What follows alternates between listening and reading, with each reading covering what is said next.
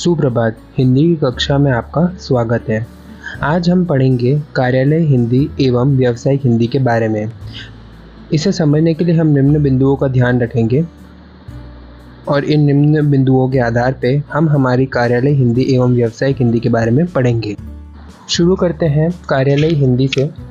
किसी भी सरकारी कार्यालय के प्रशासनिक कामकाज के दौरान जिस हिंदी का प्रयोग किया जाता है उसे हम कार्यालय हिंदी कहते हैं। मनुष्य जिस समाज में रहता है, स्वाभाविक तौर पर उस समाज के लोगों के साथ वह संवाद करने के लिए उस भाषा का ही प्रयोग करने लग जाता है। भारत में बहुसंख्यक समाज हिंदी भाषा को जानता एवं बोलता है और वैदिक काल से ही जिस प्रकार संस्कृत की भाषा में विभिन्न परिवर्तन आ गए हैं, ठीक उसी प्रकार हिंदी की भाषा में भी परिवर्तन आए हैं। हिंदी का स्वरूप किसी एक अनुशासन में कुछ और है तो किसी दूसरे में कुछ और। उसके प्रयोजन के आधार पर हिंदी की भाषा को विभिन्न 4 प्रकारों में बांटा गया है। पहला है साहित्यिक हिंदी, दूसरा सामान्य जन की हिंदी, तीसरा कार्यालयी हिंदी तथा चौथा व्यावसायिक हिंदी। इन 4 विभाजनों के अंतर्गत हमें कार्यालय हिंदी एवं व्यावसायिक हिंदी को पढ़ना है। सबसे पहले देखते हैं साहित्यिक हिंदी के बारे में। साहित्यिक हिंदी से यह अभिप्राय है कि साहित्य की विभिन्न विधाओं में प्रयोग में ली जाने वाली सृजनात्मक भाषा, जिसमें बिंब, प्रतीक, लक्षणात्मकता, अलंकारिता आदि शिल्प के पक्ष में होते हैं। अब बात करते हैं सामान्य जन की हिंदी के बारे में। इस हिंदी के अंतर्गत व्याकरण के नियमों की युक्ति होती है, परंतु फिर भी यह व्याकरण के नियमों से युक्त होने के बावजूद उससे मुक्त रहती है। तीसरा है कार्यालयी हिंदी। इसका प्रयोग किसी भी कार्यालय के प्रशासन कामकाज में किया जाता है। इसके अंतर्गत प्रशासन के विभिन्न विभागों से संबंधित शब्दावली का अधिक प्रयोग होता है। चौथा है व्यावसायिक हिंदी। व्यावसायिक प्रतिष्ठानों या फिर व्यावसायिक कार्यालयों में काम आने वाली हिंदी, जिसके अंतर्गत वाणिज्यिक, पर्यटन, संस्कृति आदि क्षेत्र सम्मिलित हो, उसे हम व्यावसायिक हिंदी कहते हैं। अब बात करते हैं कार्यालय हिंदी की। कार्यालय हिंदी सभी सरकारी कार्यालयों एवं प्रतिष्ठानों में उपयोग में ली जाती है।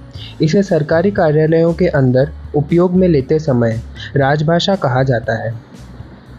यानी जब हम इसे सरकारी कार्यालयों में उपयोग में लें तब उसे हम राजभाषा कहते हैं।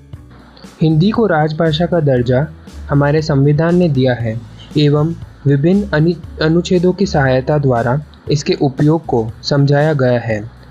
अनुच्छेद क्रमांक 343 से 351 के अंतर्गत इस राजभाषा के बारे में समझाया गया है। हिंदी को राजभाषा का दर्जा 14 सितंबर 1949 को दिया गया है। जब यह हिंदी केंद्र, राज्य सरकारों एवं सार्वजनिक क्षेत्रों के कार्यालयों में उपयोग में ली जाती है तो इसे कार्यालयी हिंदी कहा जाता है। राजभाषा नियम 1976 के अनुसार सभी सरकारी कार्यालय में जो भाषा जिनमें भारत में उपस्थित हैं, इन्हें कुछ क्षेत्रों में बांटा गया है। इसका अभिप्राय ये है कि भारत के सभी क्षेत्र जिनके अंदर सरकारी कार्यालय मौजूद है, उन्हें भाषा के आधार पर विभाजित कर दिया गया है और उन्हें क्षेत्र क, क्षेत्र ख एवं क्षेत्र ग में बांट दिया गया है। क क्षेत्र के अंतर्गत हमारा बिहार, हरियाणा, हिमाचल प्रदेश, मध्य प्रदेश, राजस्थान, उत्तर प्रदेश, अंडमान तथा निकोबार एवं दिल्ली आते हैं। इन राज्यों में सभी कार्यालयों के अंतर्गत मुख्य रूप से हिंदी का ही प्रयोग होता है। यदि क क्षेत्र के राज्यों को ख या ग क्षेत्र के राज्यों में पत्र व्यवहार करना है तो इन्हें हिंदी एवं अंग्रेजी भाषा का उपयोग करना होगा। ख क्षेत्र के अंदर हमारे गुजरात, महाराष्ट्र, अंडमान, चंडीगढ़, पंजाब हिंदी और अंग्रेजी का प्रयोग करते हैं। ग क्षेत्र के अंदर वह सभी क्षेत्र जो कि क और ख में सम्मिलित नहीं किए गए हैं, वह सभी ग क्षेत्र के अंदर आएंगे और इन क्षेत्रों के अंदर पूर्णतया अंग्रेजी का ही प्रयोग किया जाता है। अब देखते हैं हम कार्यालयी हिंदी के महत्व के बारे में। कार्यालयी कार्यों में इस हिंदी के प्रयोग से संविधान के नियमों का पालन किया जाता है। चूँकि संविधान के नियमों के अनुसार हमने कार्यालय हिंदी को कुछ क्षेत्रों के आधार पर बांटा था, तो यदि हम इन क्षेत्रों में कार्यालयी हिंदी का प्रयोग करें तो हम इससे संविधान के नियमों का पालन करते हैं। दूसरा, कार्यालय हिंदी के प्रयोग से स्पष्टता रहती है कर्मचारियों के बीच। तीसरा, कर्मचारियों की कार्यकुशलता बढ़ती है क्योंकि उन्हें कार्यालय हिंदी के माध्यम से बातें समझ आती हैं। हिंदी का प्रयोग सांस्कृतिक पहचान प्रकट करती है एवं इसका प्रयोग संपर्क भाषा के रूप में भी किया जाता है। अब बात करते हैं व्यावसायिक हिंदी के बारे में।